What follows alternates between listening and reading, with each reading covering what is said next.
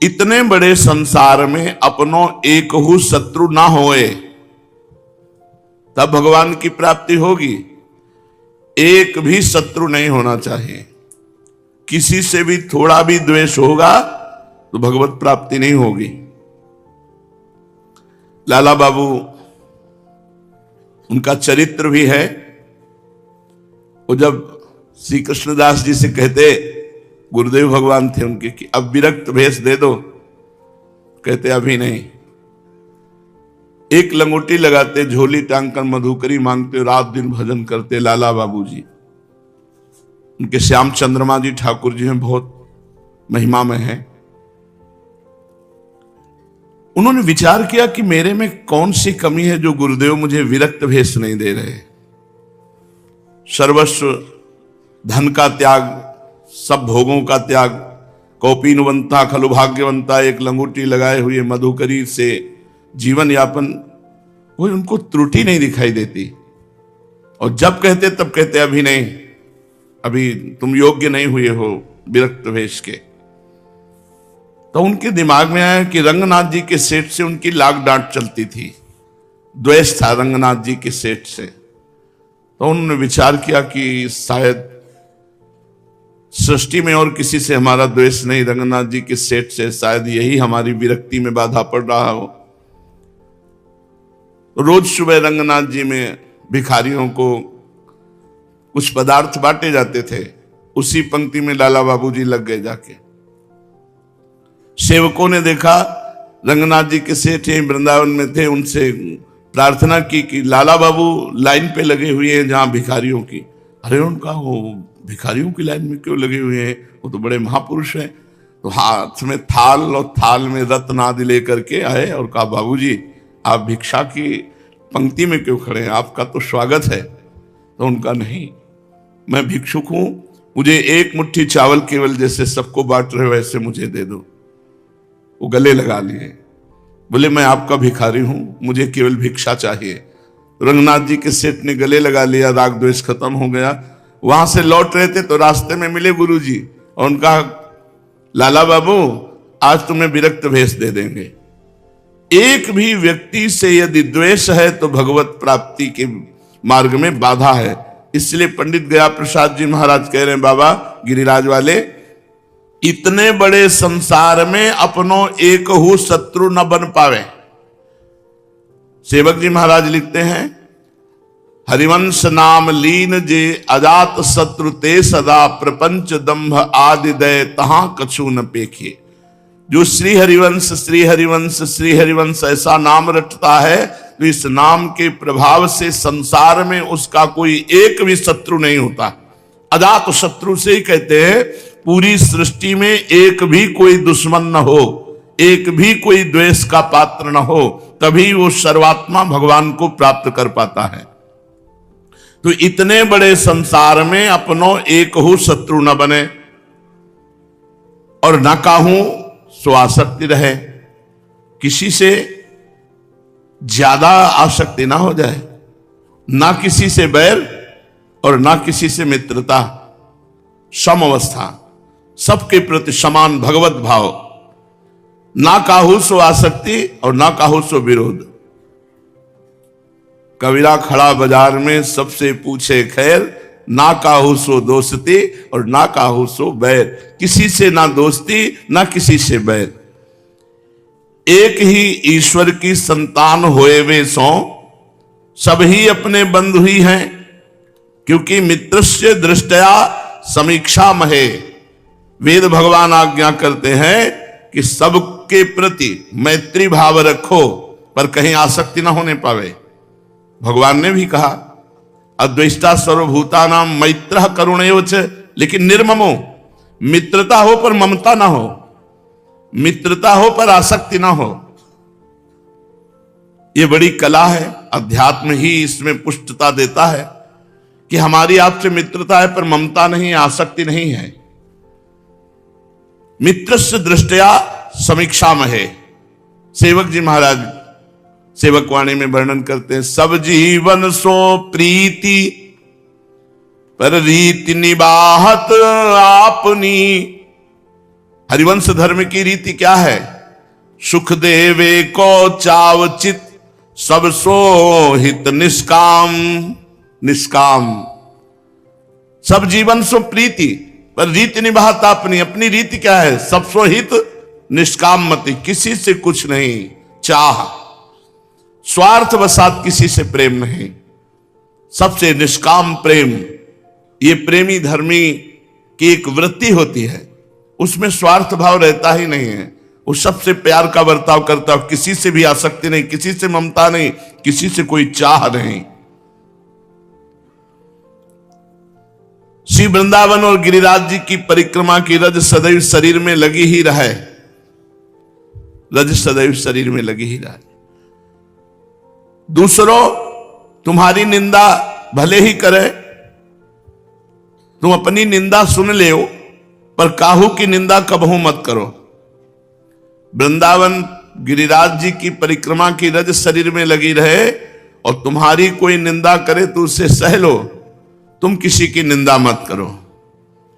कोई तुम्हारी हानि कर दे, पर तुम पलट के काहू की हानि मत करो। कोई तुम्हारा अपमान कर दे तो तुम सह लो, पर तुम काहू को अपमान कबहू मत करो।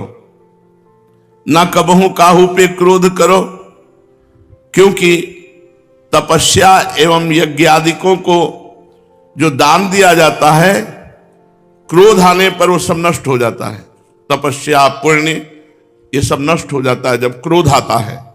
इसीलिए काम क्रोध लोभ को नरक का द्वार बताया गया है। त्रिविधम नरकस्येदम द्वारम नाशनमात्मनः कामः क्रोधा तथा लोभः तस्मादेत्रयम् त्यजेत्। काम क्रोध मद लोभ सब नाथ नरक के पंथ, सब परिहर रघुवीर हैं भजो भजय जय संत। भजन कब होता है? जैसे संत जन भजन करते, जब काम क्रोध मद लोभ का त्याग कर दिया जाए, क्योंकि ये सीधे नरक के द्वार हैं। कामः क्रोधा तथा लोभा तस्मादेत्रयम् त्यजेत्, इन तीनों का त्याग कर दे, भगवान कह रहे गीता जी में। इसलिए कभी भी क्रोध नहीं करना चाहिए। शास्त्र में लिखा है तपते यज्ञते चैव यच्च दानम प्रयच्छति क्रोधस्तु सर्वहरति तस्मात् क्रोधम विवर्जयत्। जो भी तपस्या है, जो भी पुण्य है, जो भी साधना है, जब हम किसी पर क्रोध करते हैं तो हमारी साधना नष्ट हो जाती है। हमारा साधन से किया हुआ तप पुण्य ये क्षीण हो जाता है। तपते यज्ञते चैव यच्च दानम प्रयच्छति क्रोधस्तु सर्वम हरति तस्मात् क्रोधम विवर्जयेत्। जो तपस्या यज्ञ दान पुण्य आदि है वो सब नष्ट हो जाता है क्रोध करने से। जिनकी नाक में गुस्सा है उनके पास क्या रह गया? नरक का रास्ता।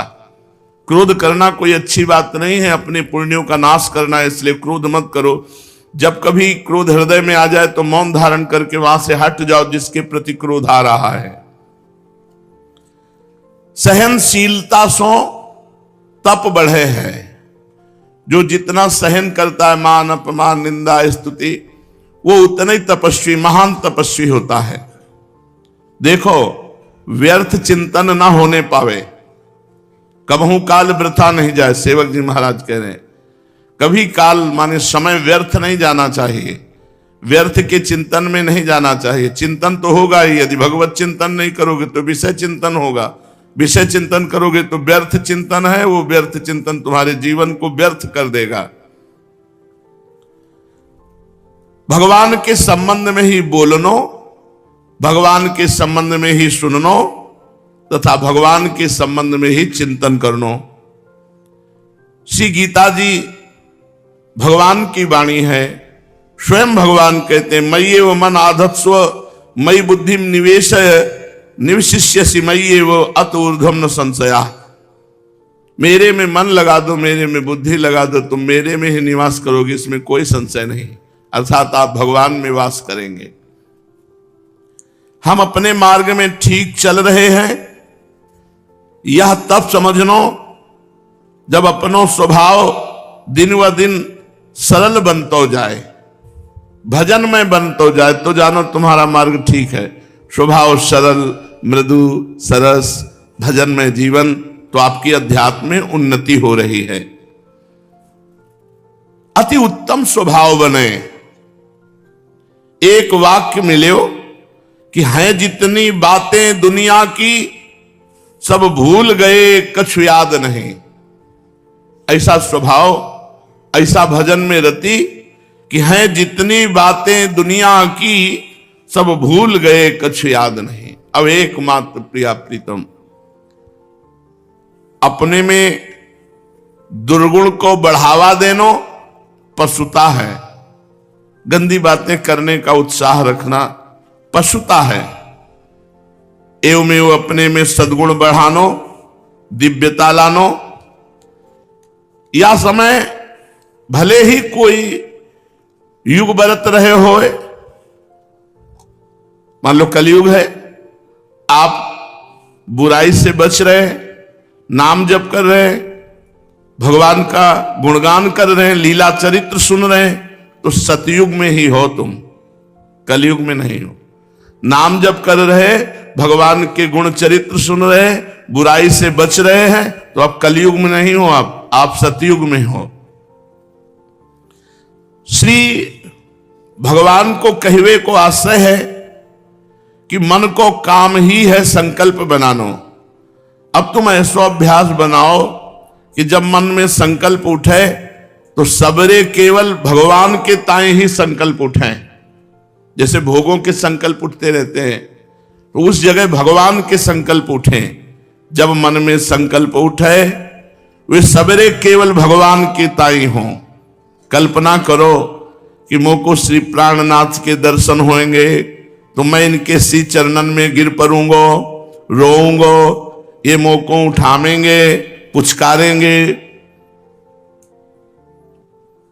प्यार करेंगे, अपने पीतांबर से आंसू पोछेंगे, मैं धन्य बन जाऊंगा, मैं मर के नित्य लीला में पहुंच जाऊंगा, वहां मोको इनकी सेवा प्राप्त होएगी, मैं सेवा करूंगा, जहां ये खेलेंगे मैं वह स्थल को स्वच्छ कर दियो करूंगा, ये शयन करेंगे मैं पंखा करतो रहूंगा, आदि आदि ऐसी भावना में डूबो। श्री भगवान के ताई करी गई भावना असत्य होते हुए भी परम सत्य बन जाए। जैसा तुम सोचोगे वैसा ही तुम्हें प्राप्त होगा। जैसे श्री गंगा जी में कैसो हो पानी पड़े, सबे वो पानी गंगा जल बन जाए, ऐसे ही कैसी भी भावना भगवान से की जाए वो सब परम पवित्र हो जाती है। एवं कल्पना हो सत्य बन जाए है जो भगवान से जोड़ दी जाए। मन के समस्त संकल्प श्री प्रीतम के ताई ही बन में लगे, तब यह तो निश्चय है ही गयो कि ये मन अब श्री भगवान को बन गयो। तब भगवत वस्तु श्री भगवान के ही काम में आवे, यह नियम उपासना में है ही। जैसे मंदिर में जो धातु के पात्र श्री ठाकुर जी की सेवा में रहे हैं, उनको अपने काम में नहीं ले सके, तब जबकि यह मन इनकी वस्तु बन गयो, तब अपने ताई मनो का कोई संकल्प नहीं, क्योंकि ठाकुर जी की वस्तु है।